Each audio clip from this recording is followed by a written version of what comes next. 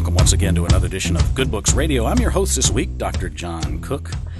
Good Books Radio is sponsored in part by donations from audiobooks.com. Audiobooks.com, try one for free. With me today is Roger Roffman, who is a University of Washington professor emeritus of social work. For 30 years, he has studied counseling approaches for marijuana-dependent adults and adolescents. He's a graduate of Boston University, University of Michigan, and the University of California, Berkeley.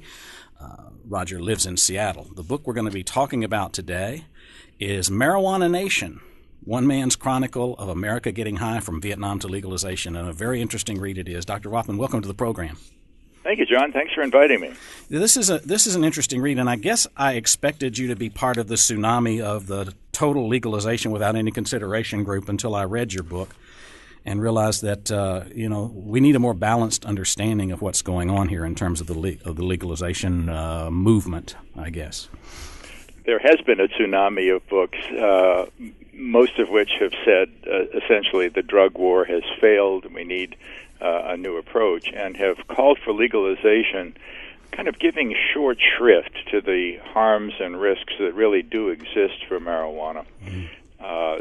The book that I wrote, a memoir, really doesn't take that tack. It argues that prohibition hasn't worked nearly as well as it ought to, that a certain approach to legalization makes sense, but it's an approach that essentially addresses the risks and harms that marijuana can cause, and acknowledges that some people will be victims. Mm-hmm.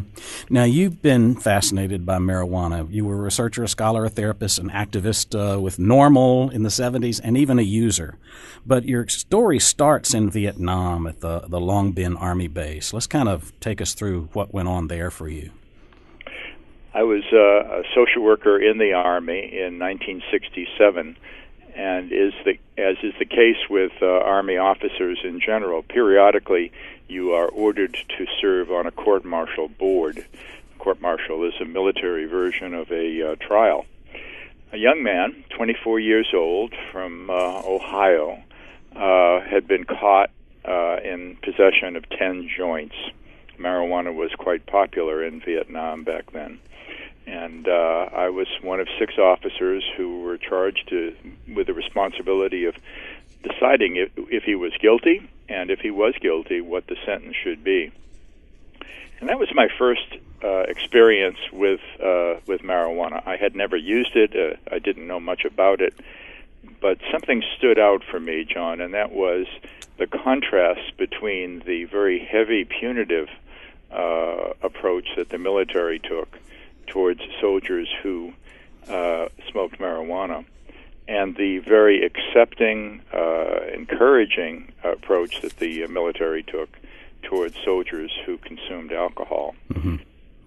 Well, it was an interesting tale about this kid because he was part of that counterculture that did smoke in Vietnam, and apparently in Vietnam and Cambodia and other locations in Southeast Asia, they did in fact grow marijuana, and they processed it by carefully unwrapping the cellophane wrapping around a standard box of cigarettes like Marlboro, and replacing the cigarettes with 19 joints, and then rewrapping the cellophane so it looked like an ordinary cigarette pack. And he had one of those packs and tossed it out when he had a Jeep wreck, and the MP arrived, and the MP told him to stand still, and he went over and confiscated the box, and the kid insisted that it had just been in the Jeep, and he was afraid of being caught. But whether he was innocent or not, there was almost a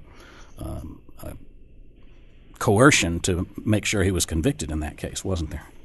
The officers on the court-martial board were viewing marijuana in a way that was commonplace at the time among older adults who had little experience with what was happening among younger people, both in the military and in civilian life. So what they viewed marijuana smoking as was a kind of a seditious act that challenged the authority, and it represented to them as a serious threat to the military's readiness to engage in combat.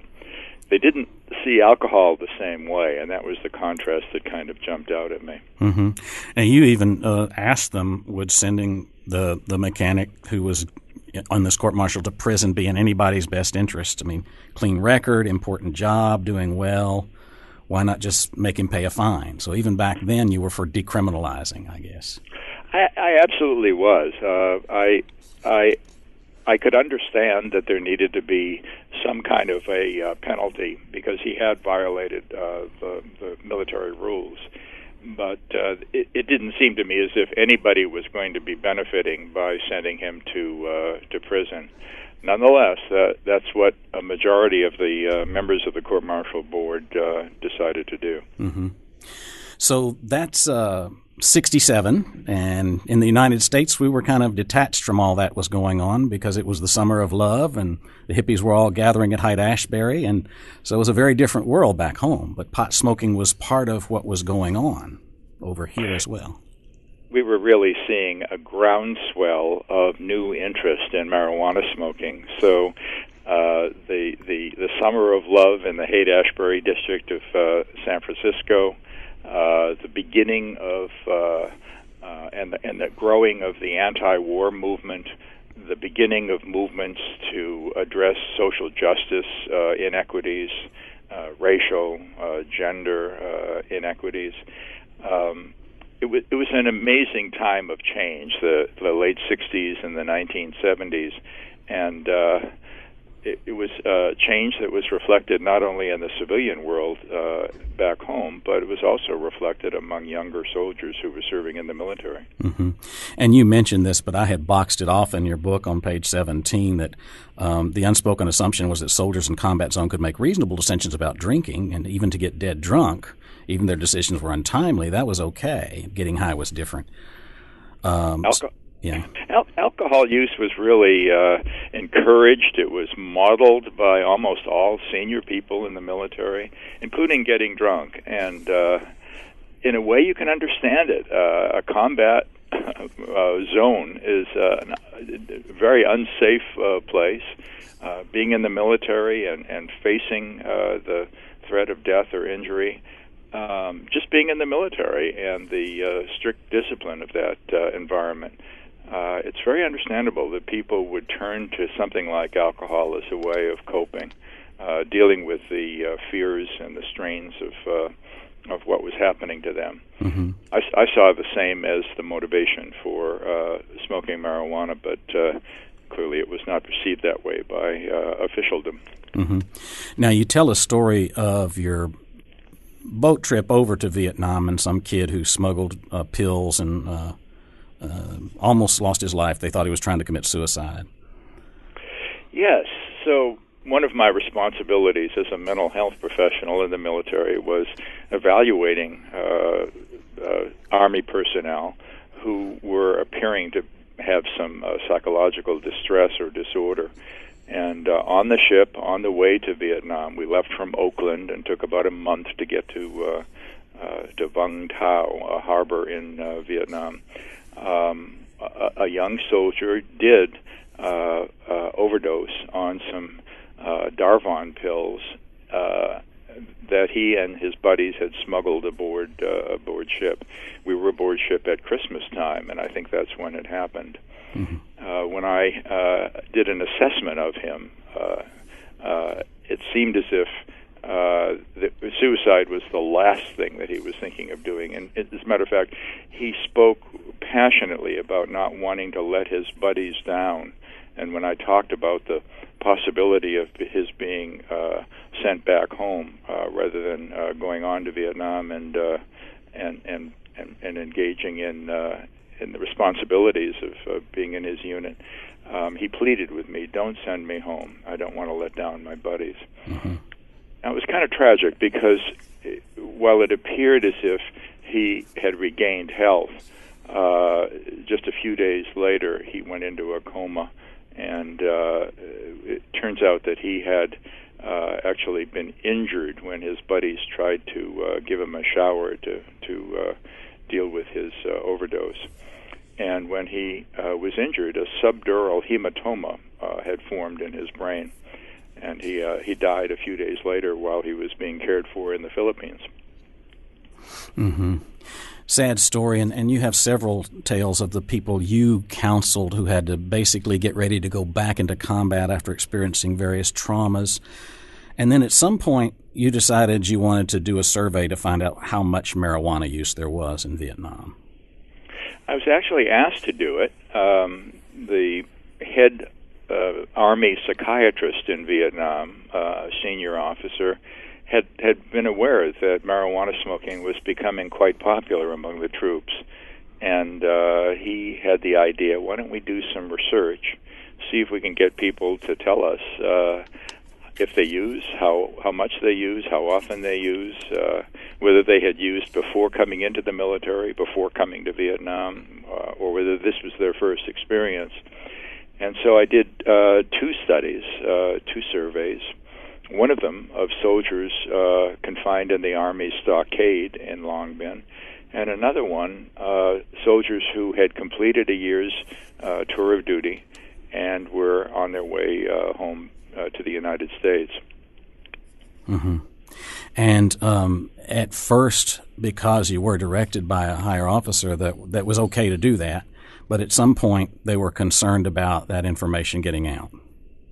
Yeah, so the idea for doing the surveys was informally communicated. The Army psychiatrist that had the idea just said to me verbally, "Why don't you do this? See if you can design a survey, and let's see what you can find."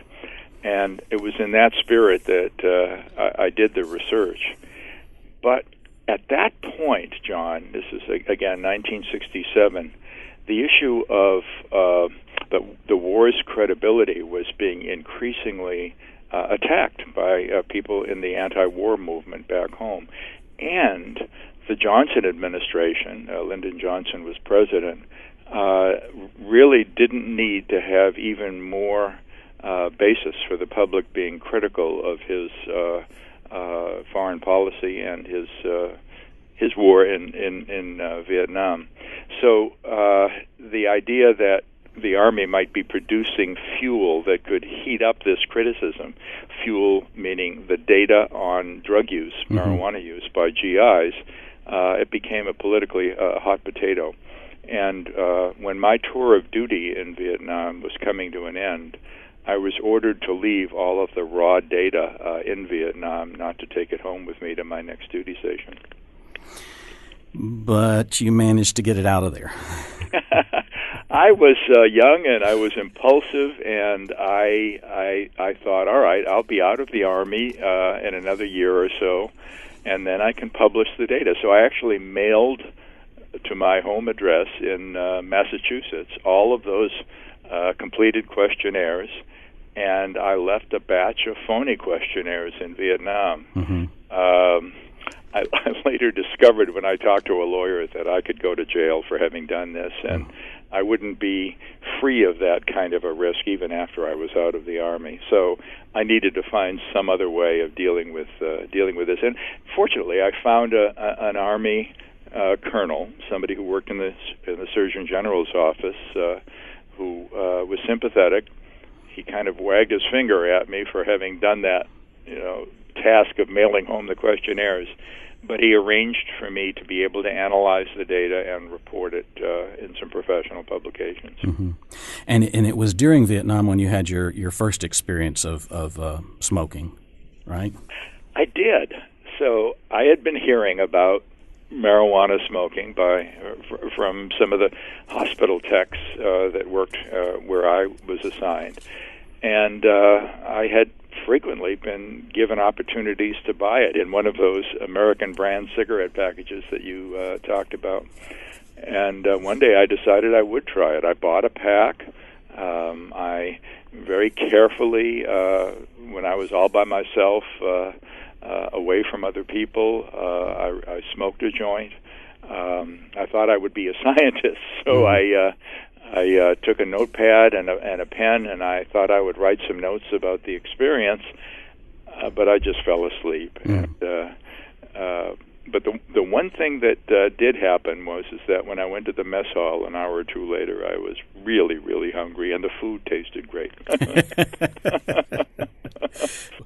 Well, you're not the only person to ever have that experience, I know. But, at some point, when you were thinking about it, I remember the book saying that some guys talked about it being like instant R&R to get high while you're in the Army. So if we flash forward a little bit to finally being able to use the data and all of that, then get into a time period where you're working on your doctorate at Berkeley, and at some point you get invited to lead NORML's effort to decriminalize in the state of Washington. Yes, I had completed my doctorate at Berkeley. I was on the social work faculty at the University of Washington. It was the early 1970s. And I took a class of students that were studying drug policy with me down to the state capitol in Olympia, Washington. And we attended a hearing in the legislature, and the hearing focused on a decriminalization bill that a state representative had submitted. We had a number of impressive people testifying at that hearing, some physicians and some scientists. The head of NORML had come out from Washington, D.C. NORML was that advocacy group that got founded in 1970. And I was impressed, and I volunteered. And by the mid-'70s, I was the coordinator of the Washington State chapter of NORML. I very much believe that decriminalization was a fairer, more just approach to dealing with marijuana than jail time and criminal records. And there was a difference in the greater metropolitan western part of Washington and the rest of Washington, wasn't there? I mean, didn't Seattle actually decriminalize for a while? Seattle had decriminalized several years prior to that in the late 1960s. And the state of Washington does have an east-west, very substantial cultural difference. The eastern part of the state, a good deal more conservative, more rural. The western part of the state, particularly in the Seattle area, more urban and more progressive. Mm-hmm. The figure jumps out at me because the surveys you did indicated about a third of soldiers did, and of course it could have been much more, but who weren't willing to admit it. But that's about what it is in this country, isn't it? About 1 in 3 have smoked at some point. Yeah.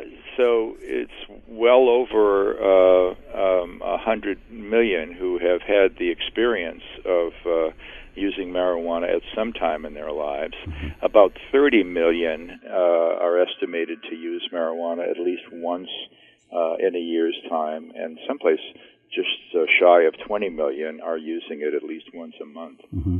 Now, it's interesting to me that although you were a strong advocate for decriminalization, because of your own experience of becoming maybe too dependent and affecting your relationship with your wife, and also the loss of your brother to drug addiction, you were not just wholesale, let's just make it legal, it has no harms. That was not your approach.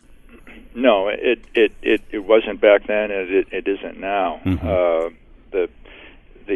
The idea that marijuana has to be harmless in order to justify legalizing it, unfortunately, is held by far too many people. And I think a smarter approach is does prohibition, does using criminal sanctions and criminal records, does it protect health and safety as well as it should, mm-hmm. or is there a need to find an alternative approach that might do a better job in protecting health and safety and be a better example of social justice? So the perspective I have is that marijuana is not harmless, but we can do a smarter job of protecting the public. Mm-hmm. You compare to some other things through history. One of them was absinthe, which I didn't know anything about until I read your book. You want to talk a little bit about that history? Absinthe is a liqueur, mm-hmm. and was very popular in this country as well as in Europe, and until it became evident that some people particularly people who were manufacturing it illicitly without the quality controls of the conventional distillers. Some people were experiencing severe effects. For some people, it was leading to psychotic episodes. Now, this was homegrown gin, so to speak, produced absinthe. But absinthe got a reputation as becoming a substance that would cause psychosis. And that was similar to the reputation that marijuana had back in the 1920s, 1930s in this country. So absinthe was prohibited, kind of taking a very broad sweep to a problem that was much smaller. It was not the legitimately produced absinthe that was causing such problems. It was the bathtub gin absinthe that was causing problems. Mm-hmm. And so marijuana and absinthe kind of were interesting to look at side by side. Lots of exaggeration and hyperbole and lots of misinformation, but very effectively scaring the public and scaring legislatures and governments to attach very severe sanctions to people who possessed it, who manufactured it, and who grew marijuana. And I guess what's interesting is that belief that it caused insanity and violence is as much of the lore about marijuana as it is about absinthe, or at least in the early days. Absolutely. Mm-hmm. And much of that lore came from the Federal Bureau of Narcotics and a man named Harry Anslinger, who was the director of that bureau. He had been an agent in charge of prohibition in this country from 1920 to 1933, when alcohol manufacture and sale and possession were illegal. He had a major job in implementing that law. But when prohibition was repealed, he became the director of the Federal Bureau of Narcotics, and he took it as a personal mission, crusade really, to alert the public to marijuana's harms. And he used a lot of frightening scare tactics to get the public to be alarmed about marijuana. He was very effective as on the stump, and he worked very hard at it. So Harry Anslinger was one of the major messengers that marijuana causes insanity and causes people to act in a violent way. He's not the only person who had senior government roles who disregarded the evidence and made it a major effort to insist that the public believe that marijuana was harmful. Mm-hmm. But he really stands out in the history of our country's drug efforts to deal with drugs. Mm-hmm. So, in this milieu in which you found yourself, the time of the late 60s, early 70s, you vividly describe a production of hair, and I really appreciated how vivid that was. And it was unabashedly pro-drug and highly sexual, and there were times when you said things like getting high really enhances life and being stoned gives me access to a kind of thinking that's creative. But that changed over time, didn't it? Well, I think for many people it did change, and it changed when my use changed from occasional and very pleasant and use that didn't interfere with any of the responsibilities that I had. When it changed from that to more of a compulsion, where I was using far more frequently, and I was cutting corners in other areas of my life, my teaching, my publishing, and my spending time with my wife, the quality of the time that we spent together. I think that many people who use marijuana experience it the way I initially did. It's occasional, it's moderate, it's not by any means compulsive. But then there's a part of the population who do have experiences like what mine became. And marijuana addiction really does occur. It occurs to a smaller percentage of people who use marijuana than occurs for tobacco, for sure, and for heroin and cocaine and alcohol. Nonetheless, it does occur to some people. Mm-hmm. So we only have about 5 minutes, but let's go quickly through the very frustrating time when you had efforts toward decriminalization going in the 70s and how that was defeated by the legislature. Yeah, so in the 1970s, mid-1970s to the late 1970s, people in this country were really working hard to change attitudes, the law about marijuana. And in the state of Washington, we had a decriminalization bill, worked hard to lobby it in Olympia, the state capital, and it passed in the House of Representatives just by a few votes, and then it stalled in the more conservative state Senate. At the end of the 1970s, John, the movement to decriminalize marijuana stopped dead in its tracks. The country was moving way to the right in terms of conservatism, and Ronald Reagan was about to enter the White House.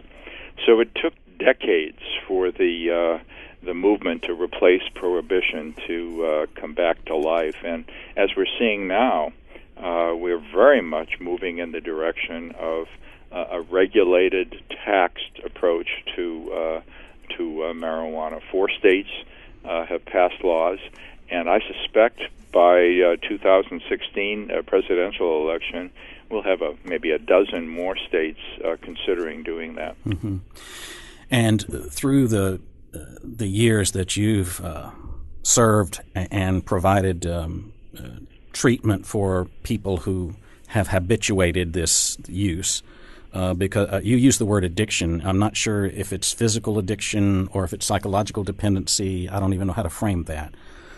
Yeah, I do use the word addiction, and it turns out that there is a physical addiction to marijuana. Tolerance develops for people who use it, and there is a withdrawal syndrome, a set of symptoms when people who've used it heavily abruptly stop. So there's a psychological component to marijuana dependence, but there's also a physical component to it. If we could sort of summarize in a minute or two the pros and cons of legalizing marijuana, the harms that may be caused from excessive use versus what we can gain as a society in terms of the influence of the cartels, using the tax money for treatment, how would you frame where things are headed with legalization? You know, there are risks and harms from marijuana, but the risks and harms from bad law greatly outpace the drugs risks. I mean, we've had hundreds of thousands of people who otherwise are playing by the rules, who've had lifelong criminal records, many of them jail time for possession of a small amount of marijuana. And there's a huge inequity in the way in which those criminal penalties have been applied.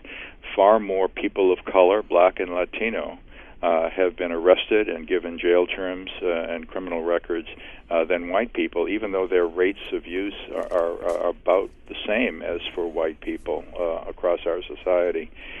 So we're really dealing with social justice as we consider regulating and taxing marijuana.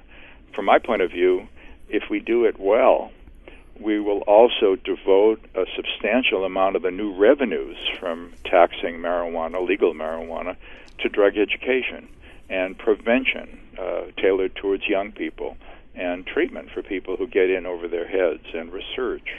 I think that what we ought to consider and what we ought to be talking about in our country is replacing prohibition with a public health approach to protecting health and safety. Very good.